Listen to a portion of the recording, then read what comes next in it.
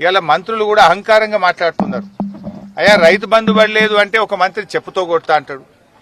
అయ్యా వడ్లకు బోనస్ అన్నారు, ఇవాళేమో కొత్తగా సన్నాలకే అని సన్నాయి నొక్కులు నొక్కుతుందని రైతులు అంటే మొరుగుతున్నారు అని మాట్లాడుతున్నారు. ఎవరు మరుగుతారు? కుక్కలు మరుగుతాయి. అంటే నువ్వు రైతుల్ని కుక్కలతో పోలుస్తున్నావా? రైతుల్ని అవమానపరుస్తున్నావా?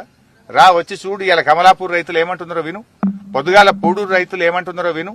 అన్ని వడ్లకు బోనస్ ఇస్తామని చెప్పిండ్రు, బాండ్ పేపర్ మీద రాసిచ్చిండ్రు, మా మొబైల్ ఫోన్లకు మీరు వాట్సాప్లలో పంపిండ్రు.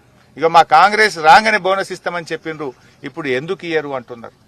ఇవాళ పొద్దున నేను జగిత్యాల జిల్లాకు పోతే అక్కడ లెక్క తీస్తే ఏమెళ్ళింది, 3 లక్షల ఎకరాల్లో దొడ్డు రకం వడ్లు పండినాయి, 675 ఎకరాలే సన్న రకం పండింది.